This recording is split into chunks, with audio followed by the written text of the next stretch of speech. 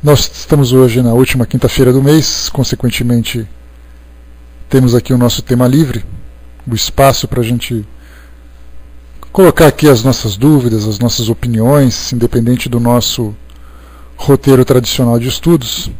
Então a gente abre agora espaço para vocês, para colocarem aí as questões e sugestões de temas para a gente conversar um pouquinho. E como sempre, se tiver pergunta difícil, a Vaninha vai colocar para fora. Tem que ser só pergunta fácil, para evitar qualquer tipo de constrangimento, né? Então ficamos assim. Tá, vamos lá, meus amigos. Vocês têm a palavra. Deixo à disposição de vocês esse momento, né? Olá, Nando, bom dia. Bom dia, Carol. Vaninha é um terror. E a gente falava de crueldade na última terça-feira, né, Darlene? Tem gente que provoca o banimento e ainda faz o banimento com crueldade ainda. Sim, senhora. Vamos lá, meus amigos. Fiquem à vontade.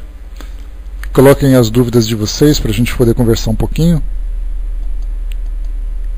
E no decorrer do nosso estudo, nós vamos fazendo aqui uma viagem.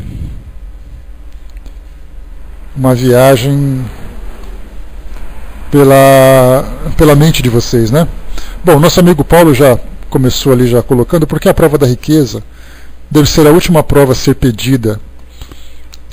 Significa que a riqueza ela nos proporciona muitas facilidades. E como nós não temos ainda a capacidade de lidar com facilidades, porque nós não temos ainda responsabilidades para lidar com o livre-arbítrio de uma forma tão abrangente, consequentemente a gente utiliza essa liberdade para a satisfação dos nossos vícios. Então a Condessa Paula, que é um espírito que viveu na época de Kardec, que teve ali uma presença significativa naquela sociedade, condessa pelo título nobiliárquico que ela adquiriu, pelo fato do marido ter sido um conde, e uma posição social, riqueza, inteligência, boa influência. E ela então ela foi categorizada no livro Céu e Inferno como um dos espíritos felizes, aqueles que de fato conseguiram cumprir a sua vivência aqui no nosso mundo, e daqui migrariam para um mundo mais avançado, de espíritos compatíveis com aquela elevação. E ela trouxe para nós exatamente essa questão: solicitem a riqueza como sendo a última prova, para evitar que vocês caiam na tentação daquilo que o mundo material pode oferecer. Se eu sou rico, Paulo, e eu não tenho condições de lidar moralmente com essa condição de vida, eu vou comprar, eu vou manipular, eu vou adquirir, eu vou satisfazer, e não vou me preocupar muito, por exemplo, com caridade. Ou eu faço aquela caridade pela metade, né, porque o estudo indica que é importante que a gente aja dessa forma, mas eu vou agir com uma caridade limitada. Se eu tiver já os meus valores bem desenvolvidos, eu vou utilizar essa prova da riqueza com muita prudência, com muita sabedoria, porque eu vou saber me localizar dentro dela, não vou abusar, não vou humilhar, não vou constranger, não vou submeter ninguém aos meus caprichos. Então a orientação que ela nos passa, e a gente vê bastante coerência nisso tudo, é que as provas que nos trazem algum tipo de limitação, de restrição, são aquelas que nos trazem maior aprendizado. Porque se você tem, por exemplo, não apenas a prova da riqueza, né, mas a riqueza normalmente acompanhada de uma vida saudável, de uma vida tranquila, que aí você tem liberdade de ir e vir, de fazer acontecer. Então se você tem uma doença, se você tem uma condição social restrita, você vive dentro daquele caminho estreito, te controlando os atos, te limitando as ações e fazendo você refletir, através das dificuldades, sobre aquilo que é importante para o seu próprio crescimento. Se de imediato você pega a prova da riqueza, como a gente já viu, nós vamos fazer de tudo, né? Imagina se você hoje ganhasse na loteria os 21 milhões de reais que estão aí sendo oferecidos. O que nós faríamos com 21 milhões de reais? Quando a gente vê aqueles que já ganharam de uma hora para outra, ou que nasceram numa família bem abastada, bem provida, a gente vê que são poucos aqueles que conseguem tirar grande proveito disso tudo. Normalmente vivem uma vida de futilidades, uma vida de prazeres, gastam sem responsabilidade, perdendo muitas vezes tudo aquilo que ganhou. Pessoas que nascem em famílias que são que trazem grande patrimônio e de repente ele herda tudo, em pouco tempo ele perde, simplesmente porque ele se desfez nas brincadeiras da vida, né? Então a prova da riqueza, ela significa liberdade no mundo material, porque o dinheiro pode abrir todas as portas e pode comprar o que você quiser. E se você não tiver responsabilidade, você vai abrir a porta errada e vai gastar da forma errada.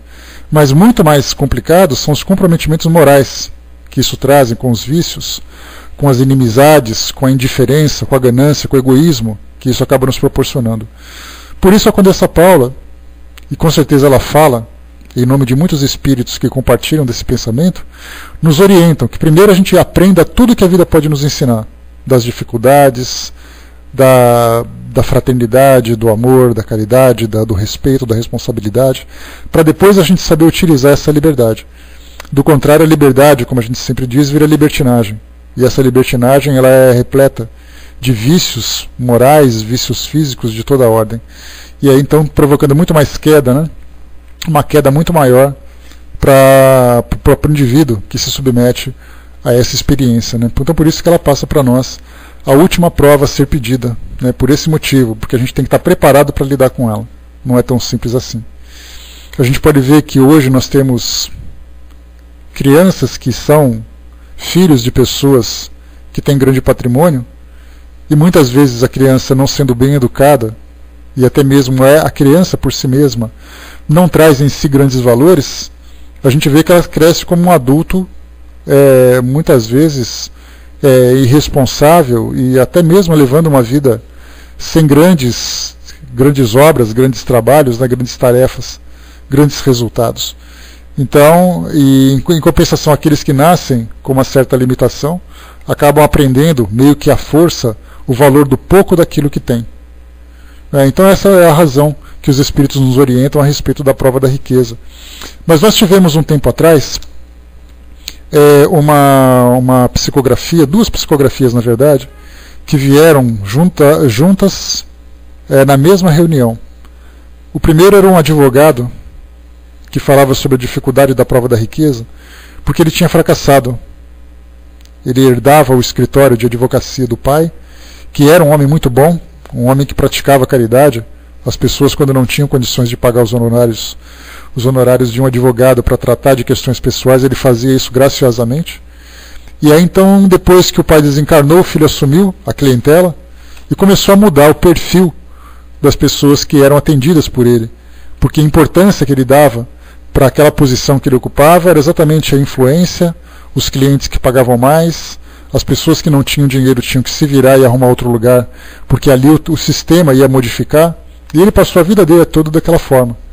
Ele teve lá os filhos, né, se casou, teve filhos, e depois de um tempo ele desencarnou, chegando no mundo espiritual, e encontrou muitos daqueles clientes que ele poderia ter ajudado e não ajudou.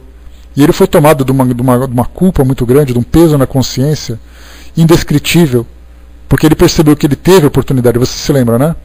E aí, então depois o trabalho que ele fez de regeneração desse processo era influenciar o filho dele, que tinha ficado também herdando o escritório, para que refizesse todo o trabalho que o avô então tinha feito. Naquela mesma reunião, depois que esse advogado disse que a prova da riqueza era muito difícil, veio um outro espírito que tinha vivido numa favela do Rio de Janeiro, dizendo assim que é muito fácil você falar da prova da riqueza, que era difícil, quando você não passa pela prova da pobreza. Porque ele vivia num barraco com vários irmãos que muitas vezes não tinham o que comer. Muitos ali, né, viviam almoçando sem jantar ou jantando sem almoçar. E ele foi vítima do tráfico de drogas naquela região. E aí então, né, nós percebemos que todas as provas são difíceis quando você não tem forças para superar. Mas em termos de resultado, né, quando você tem a prova da pobreza, a dificuldade dela é você conter a sua revolta, conter a indiferença que você recebe, tudo aquilo que as pessoas deixam de te oferecer pela posição que você ocupa. Enquanto que a prova da riqueza é exatamente aquela chave que abre todas as portas para você. E aí, então, invariavelmente, pelo fato de não ter ainda capacidade, acaba caindo nas próprias fraquezas, nas próprias tentações. Então, se o outro se revolta porque não tem, o outro abusa porque tem. E é essa facilidade que faz com que essa prova seja mais difícil. Certo? Tranquilo? Podemos ir em frente?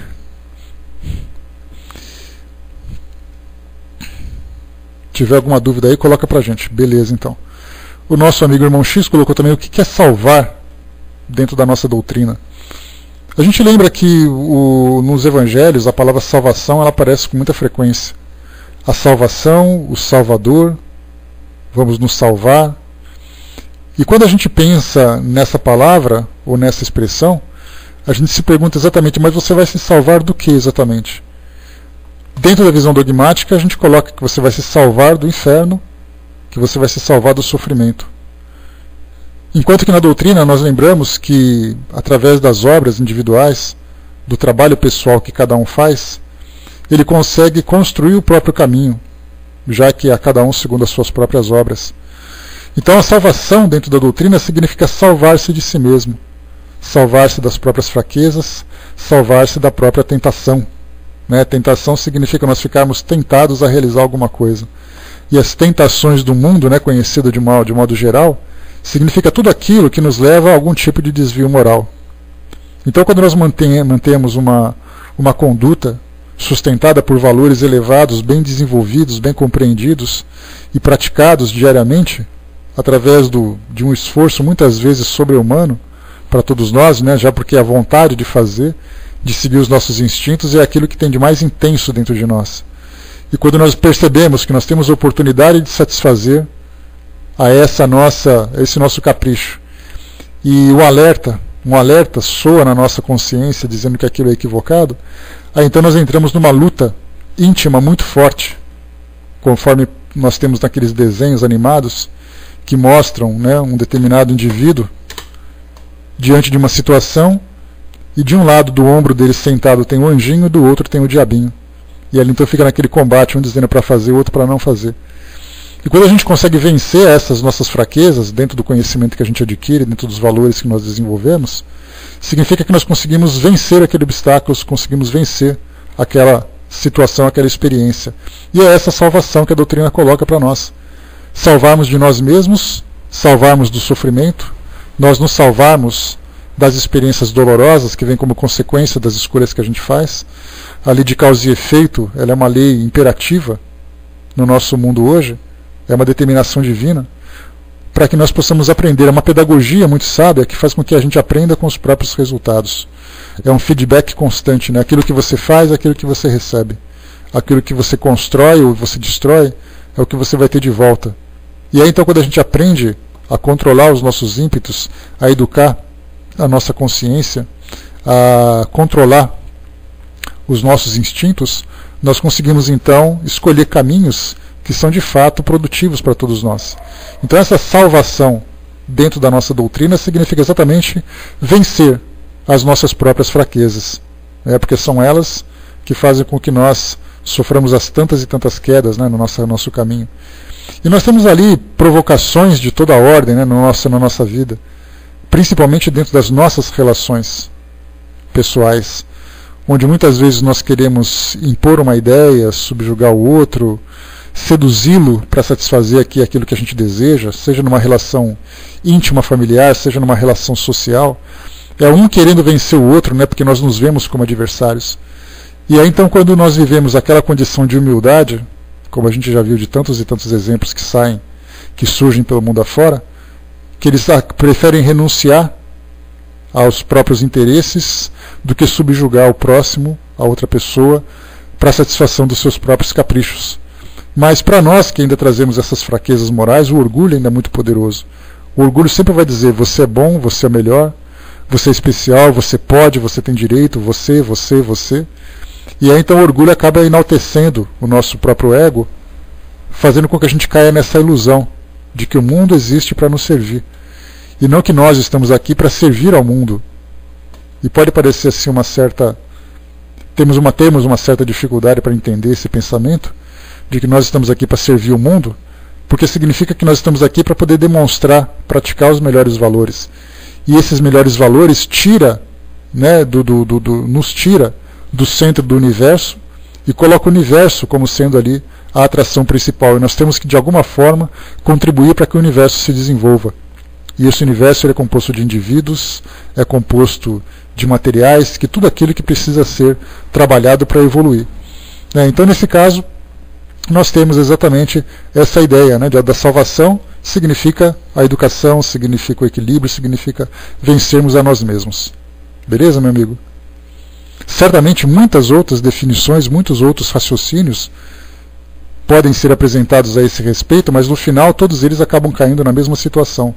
Você se salva de si mesmo. Você se salva das dificuldades, você se salva das dores que causa em si mesmo. Esse aqui é o mais importante. A Eve colocou para nós, né, o Brás comentou aqui embaixo, né, hoje temos de pedir a Deus, não é para salvarmos, mas sim para não sermos rebaixados para mundos inferiores. Né? Pois é, e não deixa de ser uma salvação também. Né? Essa que é a grande questão. Nós nos salvamos dessa situação constrangedora. Aqui em cima a Eve colocou, vamos na ordem aqui em cima, como agir, auxiliar alguém que é profundamente materialista, um quase primata, insistindo, demonstrando que a vida vai muito além da matéria. Mas nós não podemos abrir a cabeça de alguém e colocar aquilo que é importante para nós. A gente lembra que toda conquista íntima, em termos de valores morais, ela depende das experiências adquiridas por aquela pessoa. Se hoje ela se considera profundamente materialista, a gente lembra o seguinte, que uma pessoa materialista não significa que ela seja uma pessoa má. A pessoa materialista ela simplesmente dá valor naquilo que ela tem, naquilo que ela precisa, naquilo que ela deseja. Então quando a gente imagina assim, você é materialista ou você é ateu, é a mesma questão do ateu que a gente tinha conversado. Se você imagina que um ateu é uma pessoa maldosa, uma pessoa egoísta, uma pessoa isso, aquilo tudo, a gente cai num preconceito, na verdade. Né? Porque quando se fala que você é ateu, você deixa de acreditar em alguma coisa, mas não significa que esse não acreditar acaba simplesmente anulando os seus próprios valores. E uma pessoa que é materialista, muitas vezes ela tem ali as necessidades dela, né? Bom dia, pessoal que chegou. Ela tem ali as necessidades dela, aquilo que ela acha importante, e eventualmente ela acaba provocando alguns conflitos de relacionamentos, porque acha que aquilo que ela possui é mais importante do relacionamento que ela tem. Então, na verdade, como agir e auxiliar é dando um exemplo, mostrando o exemplo do desapego, dando o exemplo do equilíbrio, do bom senso, do amor, da fraternidade, e deixar que essa semente seja lançada no coração daquela pessoa, não através de críticas, não através de apontamentos, né, porque você é isso, porque você é aquilo, porque cada vez que você faz um apontamento, você muito mais afasta do que você aproxima. Então, na verdade, é uma forma da gente atrair as pessoas a pelo menos observar aquilo que nós fazemos, né? Porque do contrário, nós vamos continuar ainda naquela luta constante, naquela luta contínua de querer fazer com que o outro se convença pelos nossos próprios padrões. Né? Vou passar para você então, Eva, a gente já volta aqui em seguida. Estou passando, vamos lá.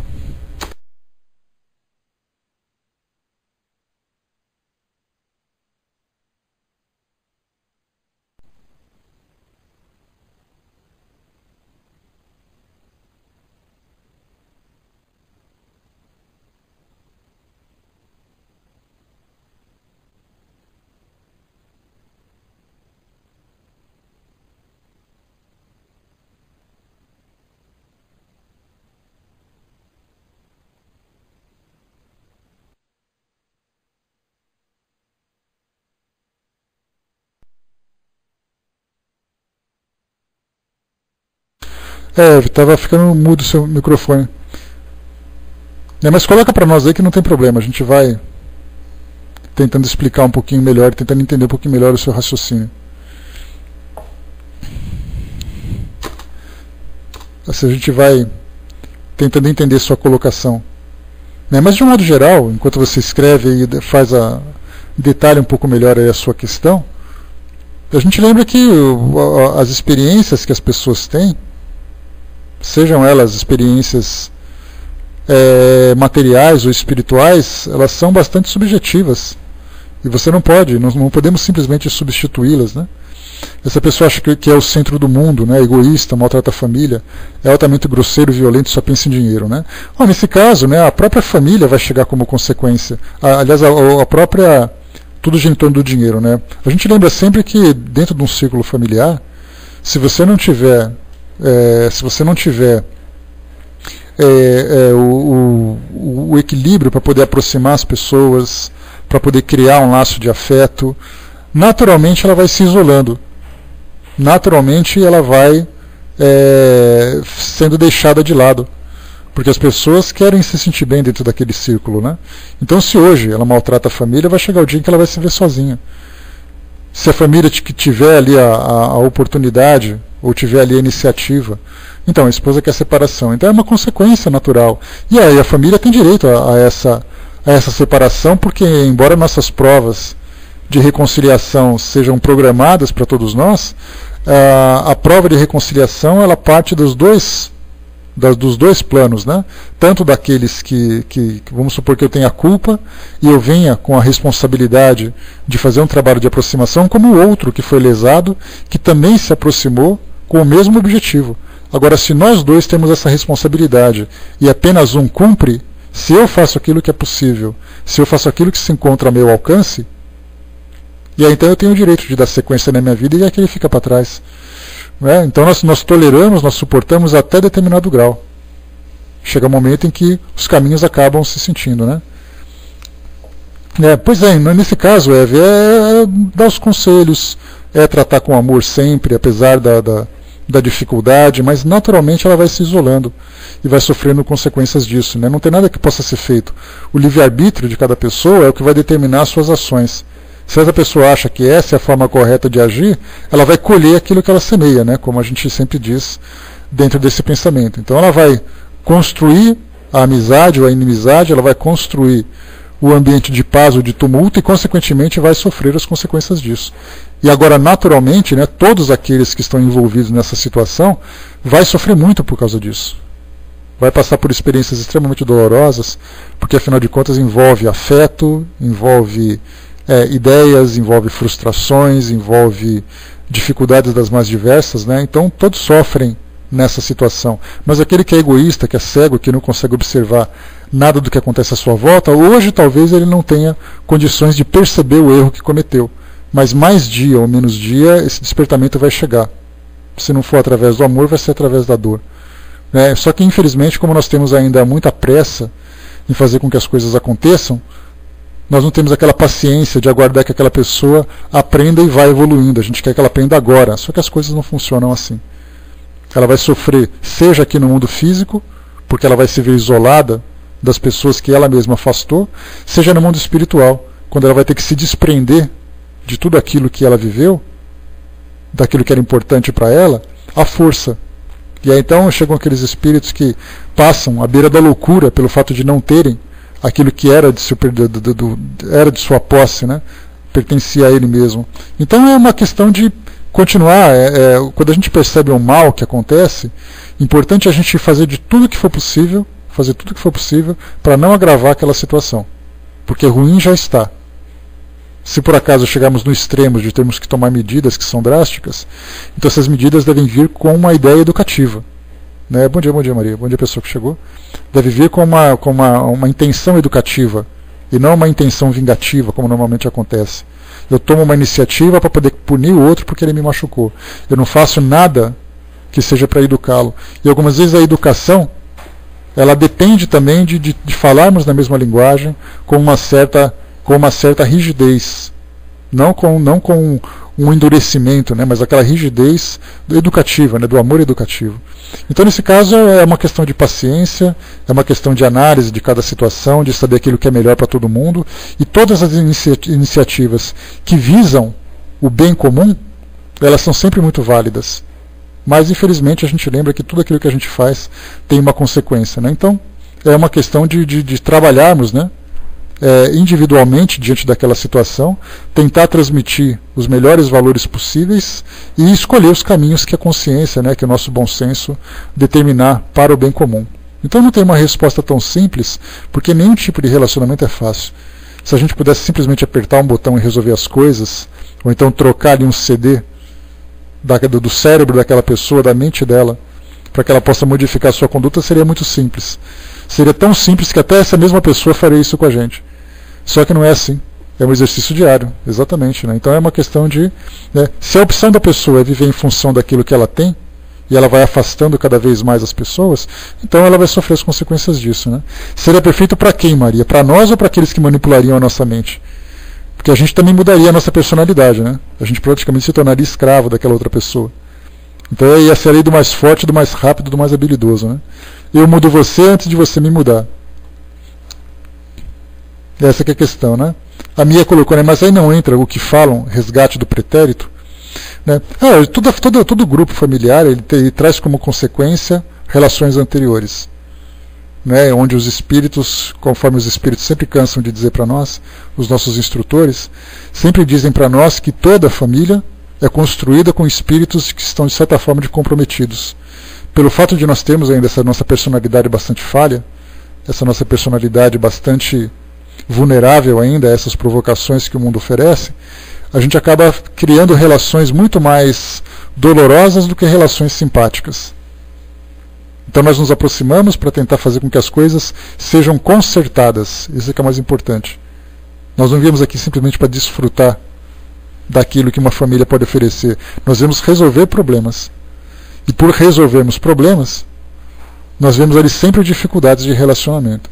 Né? Então no que a Eve colocou, né? Então, pois é, essa gangue continua e essa gangue vai continuar. Mas o importante é lembrar, Eve, um detalhe que a gente sempre acaba confundindo um pouco, é assim, nós temos grupos comprometidos, indivíduos comprometidos com indivíduos. Eu fiz a minha parte, ele não fez a dele. Então significa que o nosso grupo familiar fracassou. Significa que aquela instituição familiar faliu. Aí a gente pensa o seguinte, bom, já que a gente não conseguiu resolver agora, significa que eu vou ter que resolver isso de novo no próximo encontro. E é um equívoco nosso, porque a partir do momento em que eu fiz a minha parte, em que eu com sinceridade tentei trabalhar tudo aquilo que era possível, aquela pessoa que falhou na atitude dela, ela está por conta própria. Então ela vai viver experiências pessoais, experiências individuais, para que ela possa despertar. Nós não somos responsáveis pelo fracasso dos outros quando os outros tomam uma decisão. Então nós temos que fazer aquilo que é melhor para nós. Exatamente, todos nós temos o livre-arbítrio. Eu quero fazer, eu fiz tudo o que era possível, aquela pessoa não queria. Então o vínculo foi quebrado. Porque nós nos aproximamos hoje porque eu tinha dívidas com ela e ela tinha dívidas comigo. Quando eu tento fazer tudo que é possível para quitar essa dívida e aquela pessoa não tem interesse, então o problema já é com ela. Então nós dissolvemos esse laço porque eu consegui me transformar. A gente lembra que o aprendizado, a experiência, embora seja coletiva, o aprendizado é individual. Se eu conseguir aprender aquilo que é possível dentro daquela relação, então eu já dei um passo à frente. Eu consegui me elevar um grau, né, um ponto nessa escala evolutiva. Significa que eu já não tenho mais necessidade de vivenciar a experiência com aquela pessoa, a menos que seja por caridade. Que eu decida, não, eu vou continuar com ele para que ele possa crescer. Mas se ele não quer crescer, então a escolha é dele. Então a gente pensa assim, né, que quando as famílias que fracassam, embora seja um fracasso coletivo, como a gente colocou, são muito mais fracassos individuais do que coletivos. Mas o fracasso individual daquele que realmente faliu, daquele que realmente se desviou do compromisso que tinha feito, que tinha firmado. Então a gente tem que fazer a nossa parte. Faça aquilo que é possível, da melhor forma, tenta ajudar sempre que possível, e o livre-arbítrio de cada um vai determinar o caminho, o melhor caminho a seguir. Beleza? Exatamente, né? As nossas responsabilidades têm limites conosco, é importante. Eu faço aquilo que é possível por mim, e ajudo aquilo que for possível o outro. Mas se ele não quer ajuda, se ele não quer mudar, aí já não é um problema, mas aqui, enquanto nós estivermos aqui, a gente faz aquilo que é possível. Todos nós passamos por experiências assim. A gente pensa, qual é a família que é a família perfeita? Qual é a família que não tem problemas, que não tem discussões, que não tem atritos? Todas elas têm. Mas o importante é que, apesar desses atritos, dessas dificuldades, tentem se harmonizar. Agora, se eu tento fazer e o outro não tem intenção de fazer, aí o problema já não é meu. Eu continuo com a minha consciência tranquila, continuo crescendo da melhor forma possível. Vamos lá, então. Subindo aqui um pouquinho. Deixa eu ver aqui. Beleza, tudo bem então, Eve? Podemos seguir? E o primitivismo de cada um, a gente lembra, é uma escolha pessoal. Né? Beleza? Tá já, então, vamos lá.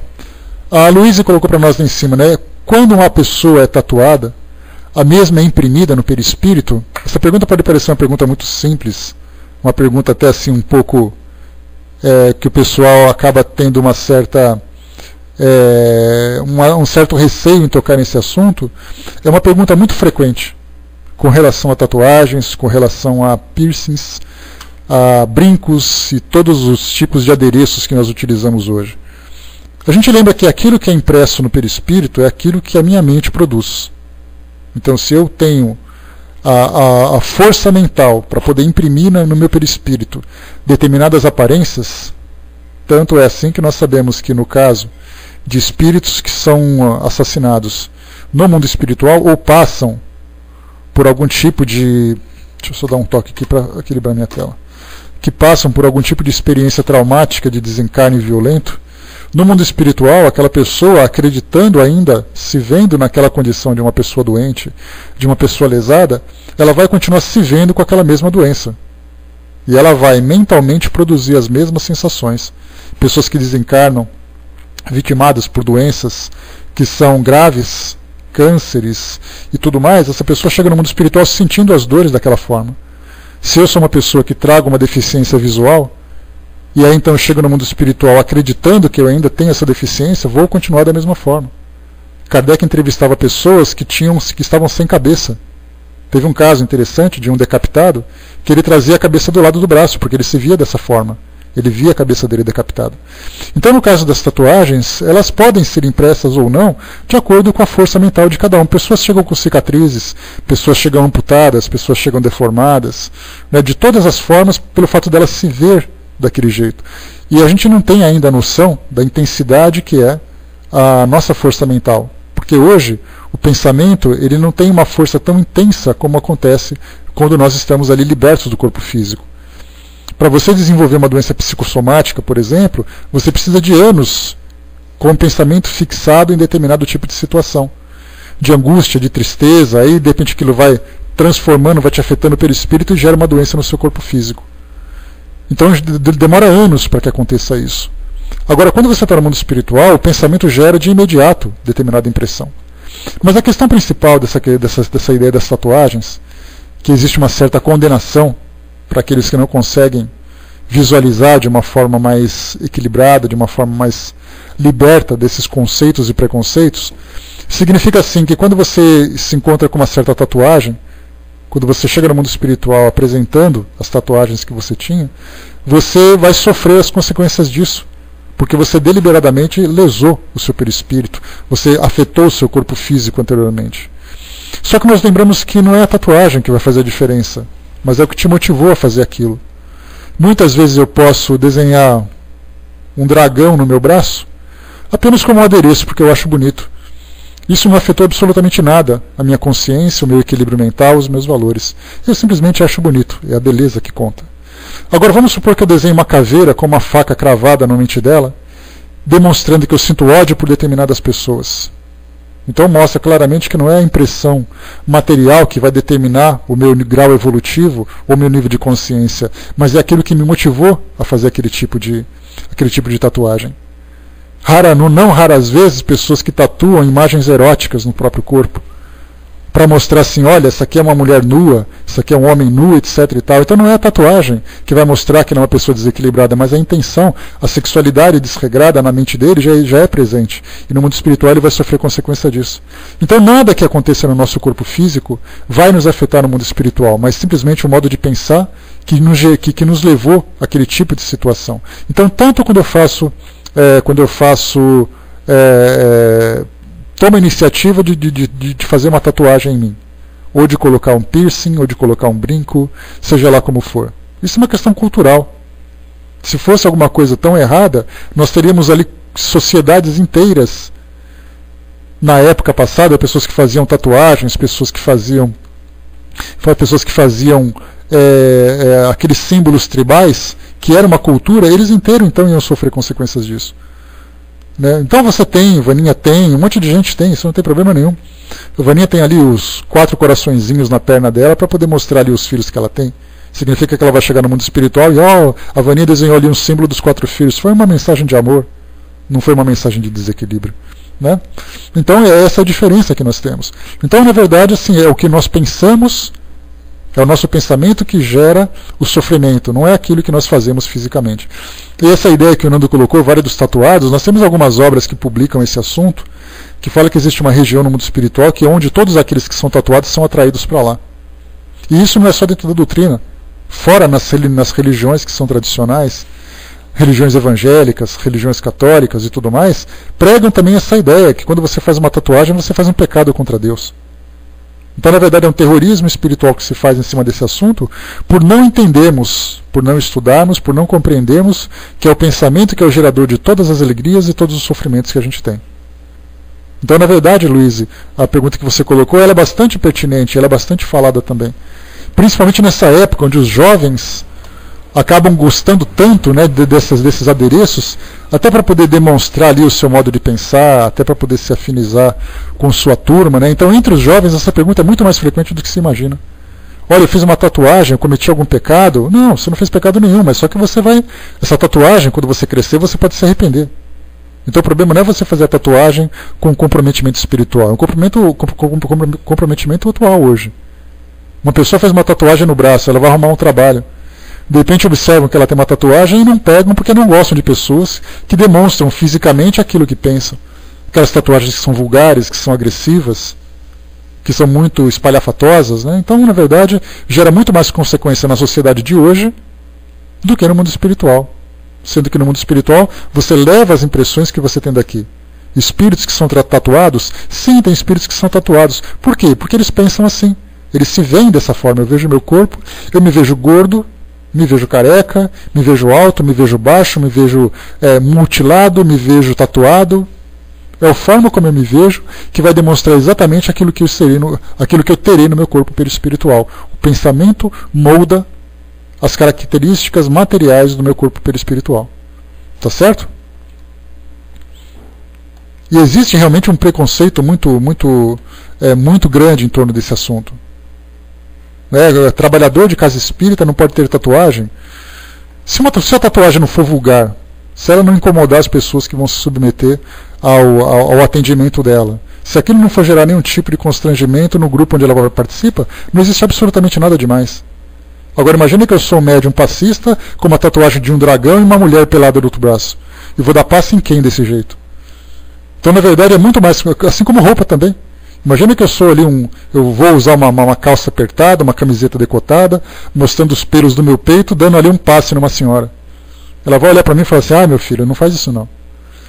Não consigo nem me concentrar. Ou então aquelas mulheres vão lá todas decotadas, com calças justas, mini saia, para poder fazer um trabalho mediúnico. Então é uma questão de bom senso. O ambiente onde você frequenta deve ser ali, né? Não, mas é cômico mesmo, Mia. Só você imaginar a cena, você já sabe como é que é. Alguém que vai ali todo perfumado, decotado, aquela coisa toda sensual. Você vai exibir sensualidade para quê exatamente? Num trabalho de onde as pessoas estão sofrendo, num trabalho de elevação espiritual. A mesma coisa acontece com as tatuagens. Aquela coisa vulgar, imagina eu com um piercing enorme no meu nariz, com aquele alargador de orelha, com uma tatuagem no meu braço, trabalhando num ambiente onde a paz, a harmonia deve ser respeitada. Então não que aquilo vai me comprometer espiritualmente, mas na relação social, aquilo vai me trazer uma consequência negativa. Essa é a questão que a gente observa. Pois é, né? Essa é a questão, né? A pessoa vai dessa forma, com que objetivo exatamente de mini saia? Não que ela tenha que ir vestida de um hábito religioso, mas uma roupa normal. Assim como eu posso ir com uma roupa normal, eu posso ir com um perfume tranquilo. Às vezes tem pessoas que vão fedendo para um lugar, um mau hálito, aquele cheiro desagradável. Quer dizer, qual a diferença de uma tatuagem e um cheiro desagradável? O cheiro desagradável provoca muito mais mal-estar do que a tatuagem. Então esse é o bom senso que a gente tem que ter, sem terrorismo. O pensamento que gera para nós todo esse tipo de como eu disse para vocês, né, de alegrias ou de tristezas, de felicidade ou infelicidade, de dor ou de prazer, tudo é o pensamento que gera. Agora, aquilo que a gente externa no nosso corpo físico é consequência do que tem interiormente. Essa é a grande diferença. Certo? Aqui para cima agora de novo. Deixa eu ver aqui. Eu estou lendo aqui desde o alto que vocês colocou. A Darlene colocou para nós aqui agora. Tá, bom dia pessoal que chegou. Pode ser especulação, mas causa e efeito não fica contraditório com amenizar débitos? Penso que uma coisa não tem nada a ver com a outra. A causa e efeito, Darlene, quando a gente coloca essa ideia, ela é uma ideia geral, digamos assim, que é uma lei universal.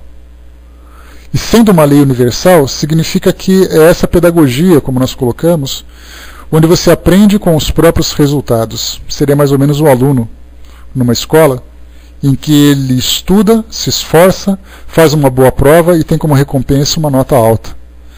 Ou aquele aluno que não se interessa pelos estudos e que negligencia as responsabilidades escolares, faz uma prova e acaba tirando uma nota ruim. Na vida é a mesma coisa.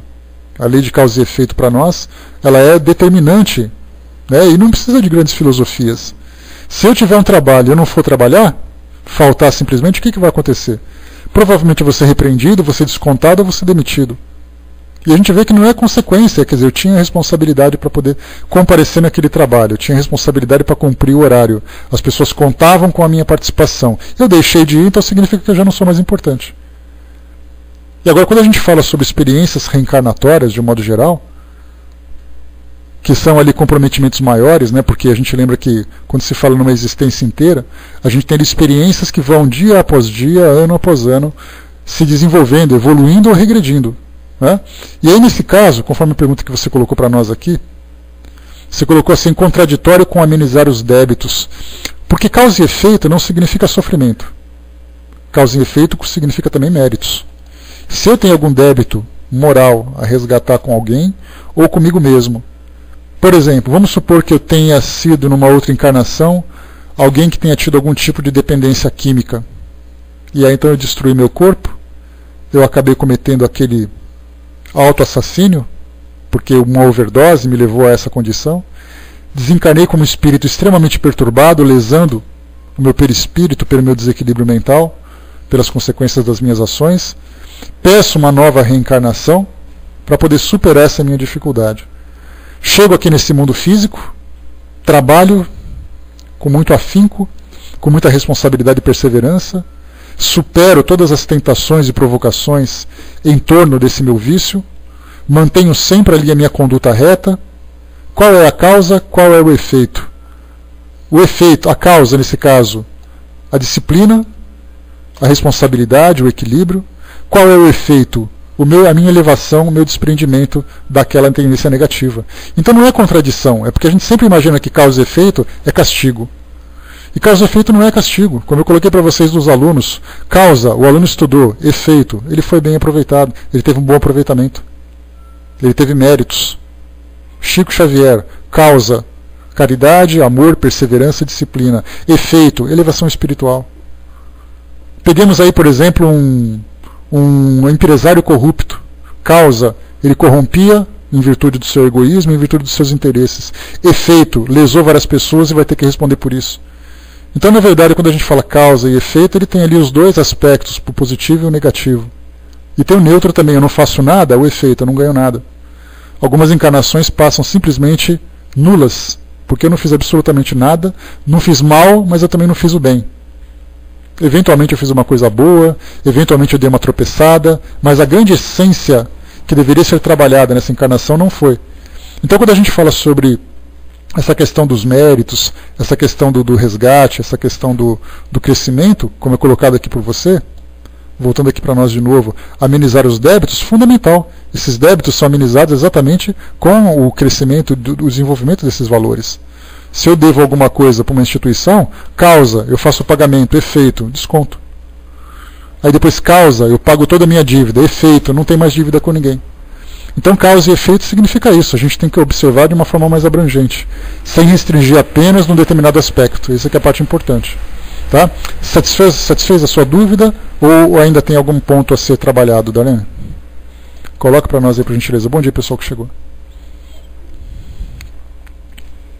Alô, vocês estão me ouvindo? Me dá um ok, por favor, pessoal. Minha tela está travada aqui. Deu certo? Era isso, Darlene? Não faltou alguma coisa? Podemos seguir em frente?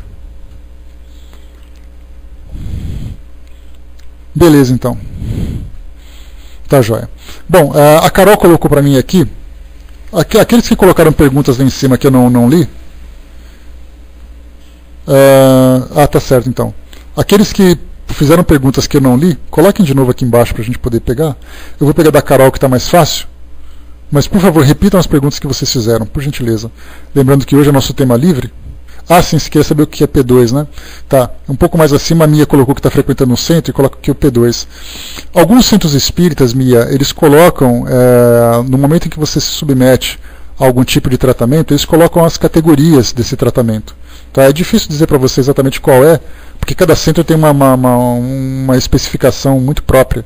Então o P2, por exemplo, pode ser o passe para desobsessão, pode ser o passe de cura, pode ser o trabalho direto de desobsessão. Então cada um depende do motivo que te levou até o centro, do diagnóstico que eles fizeram e da indicação de tratamento que eles determinaram para você. Tá? Então o P2 normalmente acaba sendo apenas o passe, sem que tenha nada grave, né? Mas teria que saber exatamente o que é lá. E é importante também que vocês, quando se participarem de uma atividade no centro espírita, que vocês não tenham constrangimento em perguntar. Alguém coloca assim, olha, você vai para o P2, tá? Tchau. Aí fica assim, ai meu Deus do céu, o que será que é isso? Volta e pergunta, escuta, o que é o P2, por favor? Para que serve? O que vocês vão fazer lá? Quantas vezes isso vai durar? Qual é o efeito disso tudo? Perguntem, sejam chatos. Detalhem, vocês não podem se submeter a algum tipo de indicação sem que vocês não saibam o que é. Até porque, mentalmente, se você não estiver afinizada com o tratamento que foi indicado, ele vai ser nulo. Porque estão fazendo uma coisa que você não sabe para que serve. Então está fazendo o que exatamente lá? Agora, se eu sei para que ele serve, não, esse tratamento, esse passe que eles estão me dando é para um tratamento espiritual, porque eu estou me sentindo fisicamente desgastada, porque eu estou com um pouco de angústia, porque eu estou um pouco agitado, porque eu estou sentindo dor, e seja lá como for. Quando eu tenho na minha mente que o objetivo é aquele, eu já vou com essa intenção, eu vou tomar passe porque eu sei que eu não estou bem fisicamente, e esse passe vai me fazer bem. Agora, quando a gente vai no escuro, que a gente não sabe para que serve, a gente fica cheio na dúvida. Principalmente quando eles indicam passe envolvendo essa ideia da desobsessão. Porque quando a gente vê assim, eu estou obsediado, pronto, o mundo desmorona. Eu tenho um espírito comigo, porque esse espírito vai me destruir, porque ele está me fazendo mal.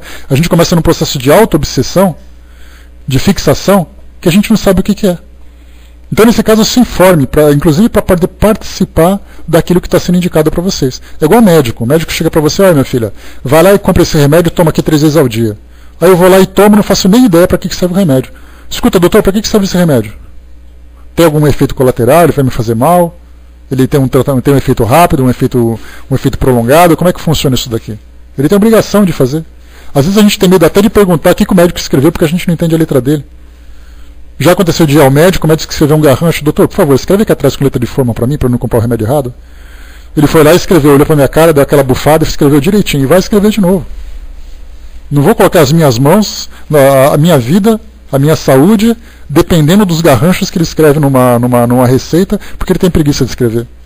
Então temos que perguntar, temos que ser chatos, detalhados, principalmente daquilo que a gente não conhece.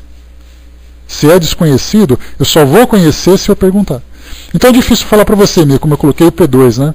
Cada centro, como eu coloquei, tem ali uma tabela de trabalhos específica.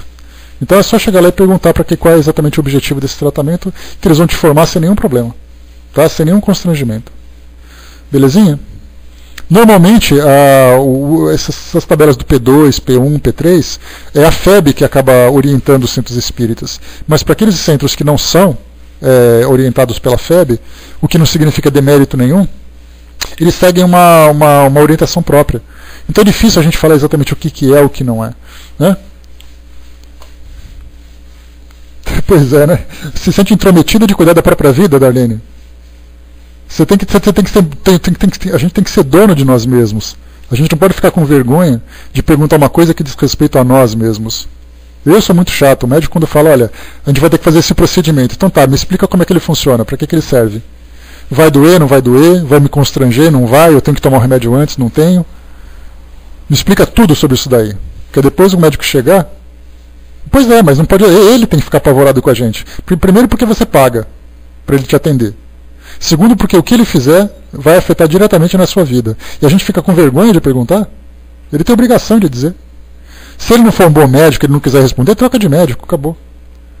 Mas tem que ser chato. Mesmo que ele bufe, que ele resmungue. Doutor, não me interessa, vai falando aí. Não vou fazer aquilo que o senhor quer sem saber o que é. Né? E é assim que tem que ser, tudo bem detalhado. Dentro dessa área médica, da nossa área profissional, como também dessa área espiritual. É importantíssimo isso. Beleza então, Mia? Vai lá, depois você perguntar, você vem e conta pra gente o que é o P2, que agora também fiquei curioso. É quase uma crença, exatamente, né? Pois é, tem que ser curiosa, tem que buscar conhecimento. A gente não pode ir lá como se fosse vaca de presépio. Que você vai, faz o seu papel e depois vai embora. Quer dizer, você não aprendeu nada, você não tirou nada. Você vai à missa, por exemplo, né, que é muito tradicional, você vai, senta lá no fundo, blá, blá, blá, blá, blá, você levanta e vai embora. Por que você falou tudo aquilo? O que significou tudo aquilo? O que vai acontecer depois? Você, certamente, com coerência, com educação, com bom senso, né? Afinal de contas, você não pode pedir para o médico, né? Ficar explicando 10 vezes a mesma coisa. Se eu não entendo o que o médico está explicando, ou o problema está com a explicação dele, ou o problema está comigo. Algumas vezes pode estar comigo. Eu quero saber algo além do que ele pode, do que eu posso explicar, né? Então esse é o caminho que a gente vai, né? Com bom senso sempre, né? Pois é, chutar pergunta à toa vai cansar mesmo, né? E quem não vai querer você vai ser o médico. Ah, chegou aquela mulher chata de novo. Então não, né? Vamos manter ali o bom diálogo, a boa disciplina. Vamos lá então, a Carol colocou para nós aqui. Quando acontece o desencarne na infância, o espírito retoma a forma adulta de sua vida passada, ou ele permanece como criança até reencarnar de novo? Voltamos mais uma vez, Carol, bom dia pessoal que chegou. Voltamos mais uma vez àquela questão que nós falamos da tatuagem. Aquilo que você demonstra no mundo espiritual é aquilo que você pensa. Normalmente as crianças, quando desencarnam, a consciência delas ainda está muito ligada àquela condição existencial. Então as crianças chegam no mundo espiritual com aquela aparência de crianças. Mas chega um momento em que elas começam a receber orientações.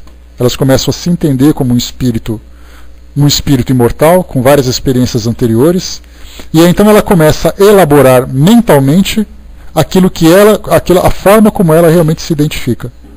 Algumas pessoas, não é raro isso acontecer, normalmente mantêm a aparência de quando chegam lá no mundo espiritual. Vamos supor que eu desencarnei agora, tenho 43 anos, meu cabelo está caindo um pouco, tem alguns fios brancos, etc. e tal. Eu vou chegar no mundo espiritual dessa mesma forma. Eu não vou querer buscar, resgatar na minha mente, no meu passado espiritual. Né? Pois é, só um pouco, tá? Relaxa. Não força. Senão eu gravo isso na minha consciência e chego careca do outro lado.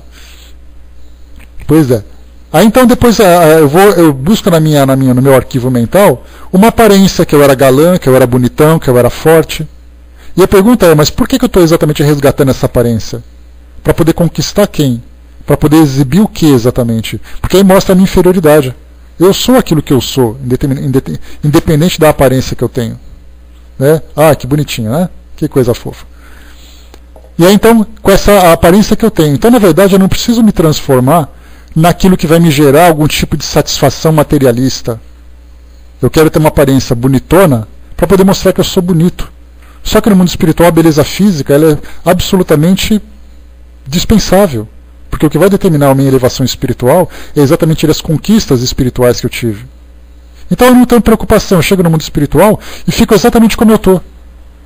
Posso fazer assim, poxa, eu queria elaborar o meu pensamento para ficar um pouco mais jovem, né? Porque eu gostava daquela época, meu bem-estar, eu me sinto bem assim. Aí então eu consigo elaborar mentalmente e me regenerar. Ou transformar o meu perispírito.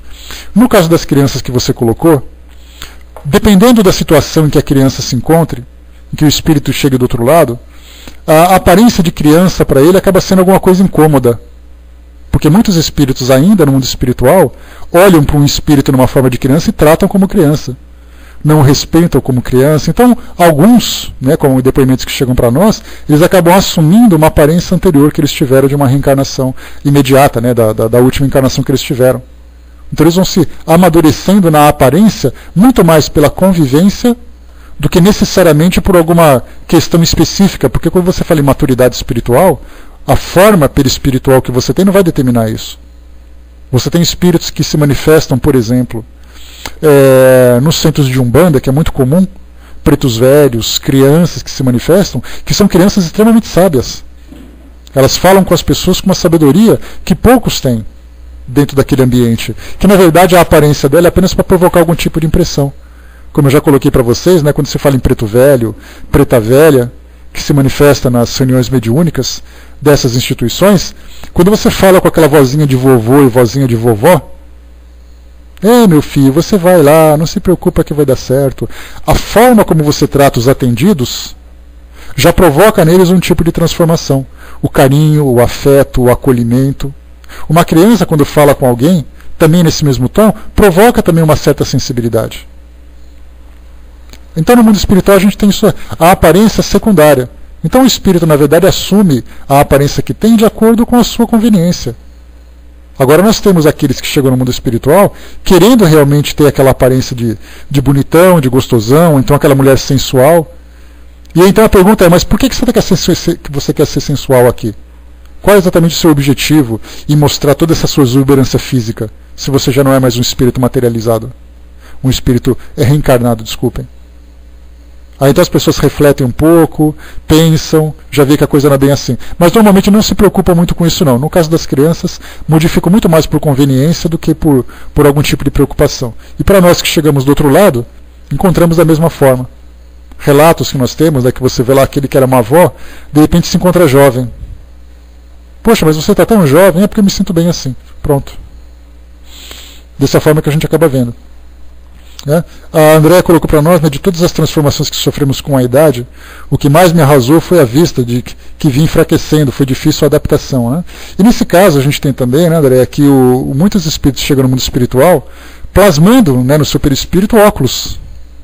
Eles têm essa aparência. E a gente vê, no caso de Kardec, nos relatos que ele traz na Revista Espírita, espíritos vestidos de soldados, como eu coloquei para vocês, espíritos decapitados, espíritos que trazem ali uma tabaqueira, que nós vamos estudar depois, não, uma caixinha de rapé, desculpem. Uma caixinha de rapé porque ele tinha o hábito de usar isso quando estava encarnado. Nós vamos ver isso tudo no livro dos médiuns, quando trata dos fluidos. Então o espírito, na verdade, ele assume aquela condição. Ele se vê daquela forma. Ele se vê amarrado com correntes, ele se vê chicoteado. Em escravos é muito comum isso tudo, Ele vê ali aqueles cortes nas suas costas, ele vê os ferros prendendo as suas pernas, os seus braços, o seu pescoço, aqueles instrumentos de suplício que eles utilizavam. Ele vê isso, porque a sua mente cria essa situação. Para aqueles que vão, por exemplo, de óculos, que você colocou, que trazem esse tipo de enfraquecimento, os espíritos regeneram isso, porque eles sabem que não precisam dos olhos para poder ver. Quando ele se dá conta que a percepção dele é uma percepção muito mais energética do que visual, do que física, ele então acaba se desprendendo dessa visão limitada que ele tinha de quando estava encarnado. Passamos por fases, primeiro negação, depois aceitação e por fim amor incondicional ao óculos. Depois aí chega no mundo espiritual, você vai dizer assim, cadê meu óculos? Cadê meu óculos? Eu preciso do meu óculos, eu não estou conseguindo enxergar direito. Aí depois você faz um trabalho mental, porque eu já coloquei para vocês que o trabalho psicoterapêutico no mundo espiritual é um trabalho muito intenso. E por que psicoterapêutico? Primeiro porque é terapêutico de tratamento. Psico porque vem da psicologia. Então ele trabalha a nossa mente para podermos nos adaptar a essa realidade espiritual, quebrando aqueles vínculos que nós tínhamos quando estávamos encarnados.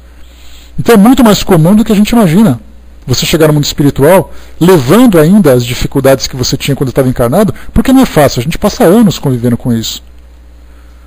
Você passa anos adaptado a um óculos, a uma determinada condição, ao modo de andar, aquelas pessoas que andam com as costas meio tortas, por ter ali uma escoliose ou coisa parecida por causa de vício de postura, chega no mundo espiritual do mesmo jeito, porque ele se acredita assim. Até então que ele começa a assumir uma realidade espiritual, se desprendendo daquele formato físico que ele tinha anteriormente.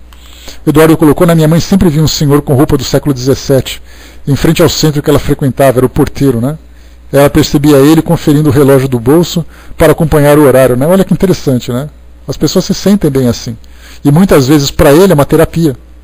Porque já que ele não se adapta ao mundo espiritual e ele tem a necessidade de participar das atividades terrenas, muitas vezes ele tem a permissão para trabalhar daquela forma. É muito comum isso acontecer. O Brás colocou, me parece que no mundo espiritual cada pessoa é levado quase que automaticamente a regiões que lhe fez jus. Nada de escolha, É por questão de afinidade, Brás? Os espíritos se aproximam por afinidade. Então não é aquela questão de ser levado, você é automaticamente atraído. Você se atrai com os seus afins. Esse aqui é o detalhe importante da gente pensar. Você não tem aquela questão do livre-arbítrio. Você é aquilo que você constrói.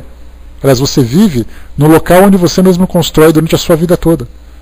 Então vocês ficam se perguntando assim, poxa, mas a dimensão do mundo espiritual vai ter espíritos iluminados, vai ter espíritos trevosos, vai ter espíritos de grande elevação, vai ter espíritos comuns, é só olhar para mim mesmo. Para no espelho, fica 5 minutos se analisando e você vai saber exatamente com quem você vai encontrar, com quem você vai conviver e tudo mais. Então, na verdade, é uma atração, não é uma condução necessariamente. A menos que seja ali, no caso de tratamentos, onde o espírito não tem condições de sair daquela condição dos relatos que a gente sempre ouve. O que mais que nós temos ali? O Eduardo colocou, né, uma vez dialoguei com um pastor evangélico na reunião mediúnica, muito chateado com a demora do juízo final. Sim, tem espíritos, André Luiz já traz esse relato para nós, que eles ficam inconscientes, aguardando o despertar, aguardando o momento em que os espíritos se levantaram dos túmulos para poder participar do julgamento. Eles ficam ali vivendo a vida deles, inconscientes.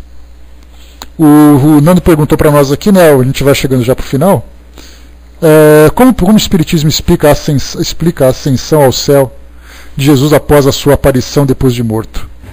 A gente conhece algumas explicações, mas nem todas. Existe alguma obra que fale sobre isso? No History Channel, outro dia, estava falando que ele foi abduzido por alienígenas, né? No Monte das Oliveiras era um local onde já houve vários contatos com o céu, né? Bom, o History Channel é um canal que traz ali algumas informações técnicas baseadas em alguns conceitos pré-determinados, né? Então ele pode falar de a ascensão de Jesus numa visão religiosa como numa visão de ficção. Mas a gente lembra sempre o seguinte, Nando, a aparição de Jesus, segundo as orientações que chegam para nós, eu não lembro exatamente um livro específico que possa falar sobre isso, a aparição dele nada mais é do que a materialização de tantas outras que a gente viu por ali, né? Então ele se materializou, depois ele dissipou aquele corpo físico que ele construiu temporariamente e retornou à dimensão de hábito, né? Então não tem essa ideia que a gente tem do corpo de Jesus, dele ter sido elevado e tudo mais, isso é um dogma das religiões tradicionais pela interpretação que eles fazem do Novo Testamento. Então eles olham, aquilo está dizendo que aquilo aconteceu, eles estão dizendo que Jesus levantou dos mortos, que o corpo físico dele estava ali com ele, que o corpo desapareceu. Então, na verdade, né, e até hoje é assim, eu já coloquei para vocês essa situação, aquele livro chamado O Corpo, de Antônio Bandeiras, onde ele é um padre que trabalha num departamento de pesquisas e investigações da Igreja Católica, onde eles encontram um corpo lá na Palestina, lá em Jerusalém, que poderia ser o corpo de Jesus. E essa ideia de terem encontrado um corpo físico gerou assim um grande abalo no dogma da própria Igreja. E a preocupação era, a gente divulga, não divulga, isso é verdade, não é verdade, porque se for verdade que aquele corpo seria de Jesus, toda a ideia da ascensão de Jesus ao céu cai por terra. Então, na verdade, o que a gente coloca, primeiro que o corpo de Jesus, ninguém sabe onde ele foi sepultado. Ele foi colocado tecnicamente naquela gruta, mas ninguém sabe quem estava, quem não estava. Então os relatos que chegam para nós da Bíblia, como eu coloquei para vocês já, ele foi muito manipulado com o passar do tempo. Ele foi traduzido com palavras que muitas vezes não têm sentido, ele foi induzido a essa ou aquela forma de pensar. Então a gente pensa naquilo que é natural. Não pensemos no sobrenatural, no fantástico, como a gente tem estudado, no maravilhoso, né? Como a gente tem visto no Livro dos Médiuns. Absolutamente natural. Ele desencarnou, foi sepultado, se materializou dentro em torno dos fenômenos mediúnicos de materialização, conversou com quem tinha que conversar, desfez, se libertou daquele ectoplasma que permitia a sua materialização e foi para o plano espiritual de direito.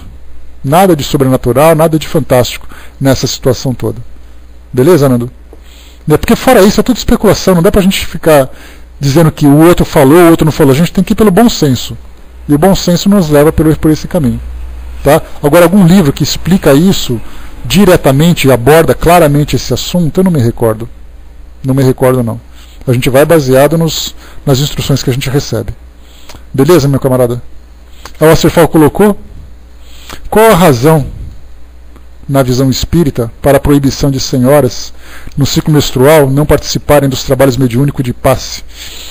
A razão significa a falta de estudo. Simplesmente isso. Pessoas que imaginam que a condição física pode determinar a sua participação ou não.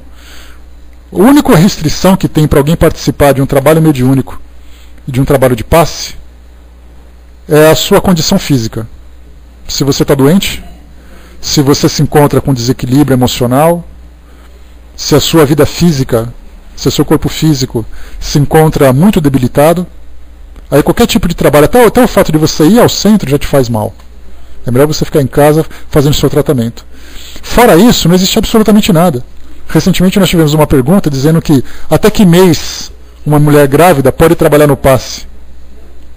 Uma doença infectocontagiosa, aquilo que te impede de trabalhar em qualquer lugar, de ir em qualquer lugar, Não apenas você trabalhar num trabalho mediúnico. Então, até que mês uma mulher grávida pode dar passe? Se ela quiser, 1 hora antes dela ter o parto, isso não interferir no seu desempenho, ela pode. Não tem nada que cause restrição.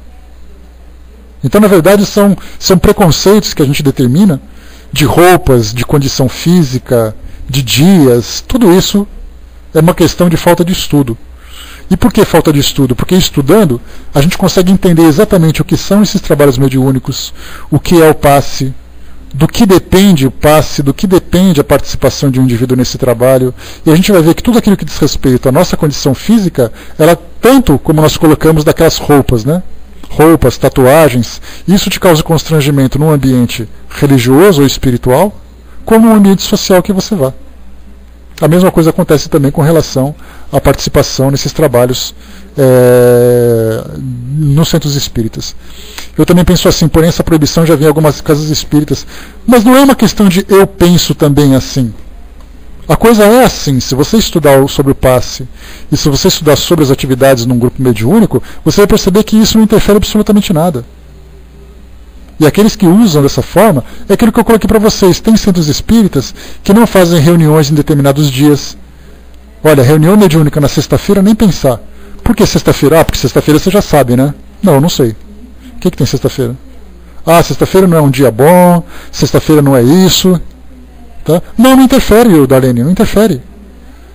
Tá? Isso é absolutamente tranquilo, porque quando você, se por acaso, vamos supor que você está grávida, mas o trabalho que você vai atuar é pelo bom senso, é um trabalho de desobsessão com espíritos que são muito agressivos, aí isso faz mal para qualquer pessoa. E a mulher suscetível, nesse caso, a essa condição, né?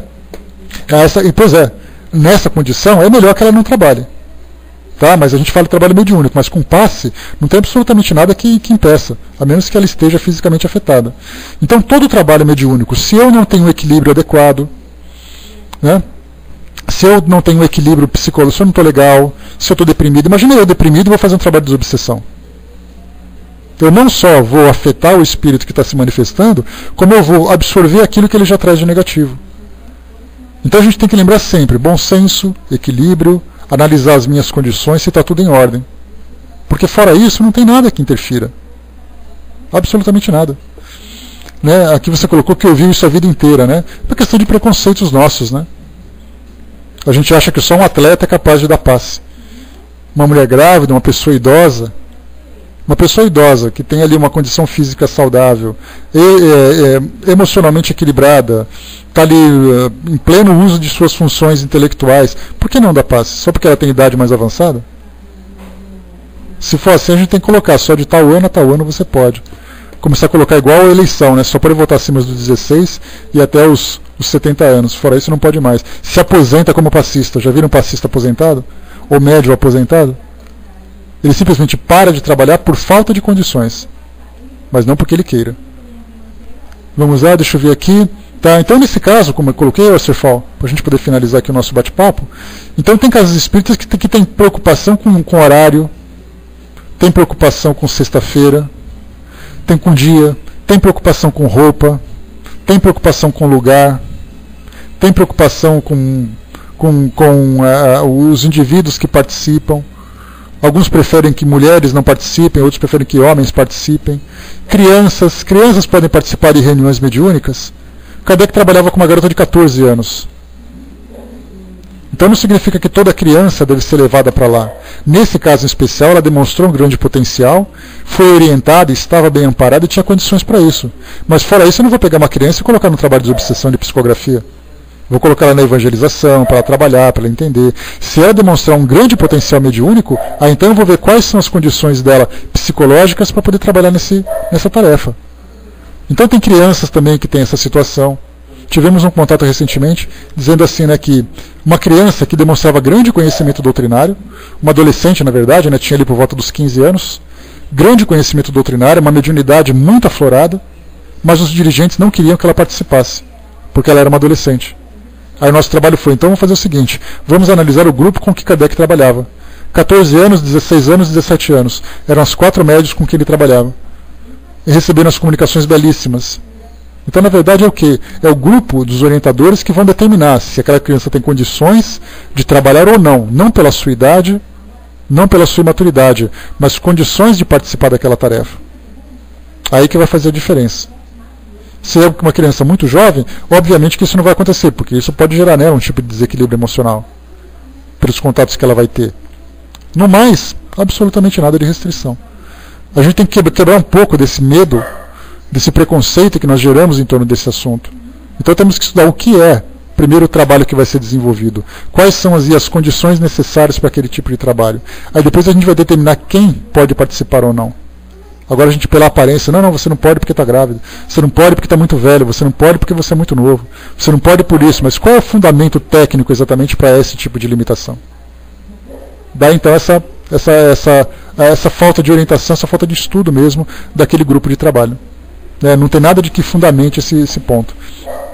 E nós temos principalmente esses grandes conhecedores da doutrina, como Raul Teixeira, como Divaldo Franco, como a Sueli Caldas Schubert, que tem um grande conhecimento de mediunidade, respondem constantemente esse tipo de pergunta. Pode participar? Pode, não precisa participar? É verdade? É mentira? E eles estão o tempo todo tentando esclarecer as pessoas, tirarem essa visão distorcida dos trabalhos feitos dentro dos grupos espíritas. Né? Pois é, exatamente, né, Ana? O homem sempre colocando ali a sua cota de complicação naquilo que é simples. Tá certo então, Sr. Fall? Ali vai ser bem fácil para você analisar. Só para quem quiser conhecer um pouquinho mais, tem um livro muito interessante que eu sempre indico para vocês, que vocês podem ler aqui na própria internet, um livro chamado Desafios da Mediunidade, que é um livro publicado pelo Raul Teixeira, através das orientações do Espírito Camilo. Está aqui nesse site. Ó. Tá? Ali tem são perguntas e respostas simples e objetivas que Raul Teixeira coletou das palestras que ele participava. Então as pessoas faziam aquelas perguntas no final de cada palestra com dúvidas relacionadas à mediunidade. Aí não deu outra. O que ele fez? Ele simplesmente criou um livro apresentando esses argumentos. Né? Aqui o Eduardo também lembrou, Diretrizes de Segurança, que é um livro elaborado, né, tanto pelo Raul Teixeira como pelo Divaldo Franco, também uma parceria que eles fizeram para esse livro, que trazem ali informações detalhadas. Né? Esse livro em especial que eu coloquei para vocês, o Desafios da Mediunidade, o bom é que ele tem aqui na internet, dá para vocês aí pegarem. Né? Então é só dar uma olhadinha ali que tem vários tipos de perguntas sobre os perigos. Olha lá, estão sujeitos em algum perigo os médios em desenvolvimento? Em que consiste o médio em desenvolvimento? Né? Fala também aqui na... Deixa eu pegar aqui. Pode o médium participar de mais de uma reunião mediúnica no centro no qual participa? São perguntas básicas, perguntas com dúvidas simples, que são respondidas com bastante clareza aqui para nós também. Né? Olha, Paulo, a informação que tem do Raul, segundo chegou para nós, é que ele está aqui no Brasil fazendo. Né? Pode ser, eu até tenho ele aqui, Eduardo. Tá, obrigado, querido. Então, é só passei esse livro aqui, porque ele já está aqui na internet, fácil de acessar diretamente. Né? Não precisa baixar, ele está aqui online. Agora, para quem quiser pesquisar, é só buscar no Google aí que vocês acham. Tá? Obrigadão. Então, Paulo, o que a gente sabe é que ele está aqui no Brasil fazendo o tratamento de reabilitação dele, não se encontra envolvido em nenhuma atividade doutrinária por enquanto, até que ele restabeleça a saúde física dele, né, e também o reequilíbrio emocional, que é importantíssimo nesse caso, né, porque ele está com uma dificuldade de dicção para falar, está com uma dificuldade ainda para se locomover e tudo mais. Né, então ele está sendo ali guardado, né, preservado no ambiente doméstico, ali com os amigos mais próximos, fazendo um trabalho de reabilitação. Fora isso, não tem chegado nada para nós, não. Tá? Beleza, meus amigos, podemos fechar por aqui então o nosso trabalho? Estamos aqui no nosso horário, então a gente vai concluindo por aqui. Filhinha, aqui vai fazer um encerramento para nós, por favor?